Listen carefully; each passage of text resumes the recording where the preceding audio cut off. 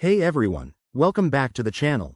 If you're looking to move your Ethereum from Trust Wallet to Bitmart in 2025, you're in the right place. This process is straightforward, but it's crucial to double-check everything to avoid any hiccups. Whether you're a crypto newbie or just refreshing your skills, let's dive in step by step. First, ensure you have the basics covered.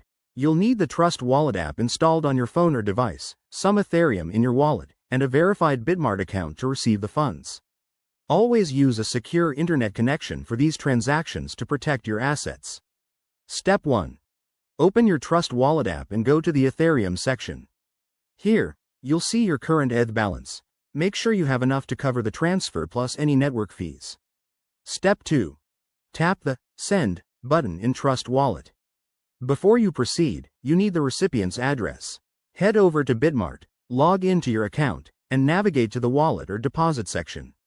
Select Ethereum as the cryptocurrency, and copy the unique deposit address provided. Pro tip: double-check that it's the correct network, like Ethereum mainnet, to prevent errors. Step 3.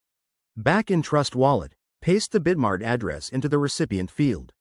Enter the amount of ETH you want to send, but leave a little extra for gas fees.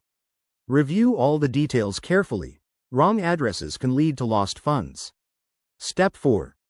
Once everything looks good, hit the Send button and confirm the transaction on your device. You'll get a prompt to approve it, so go ahead and do that.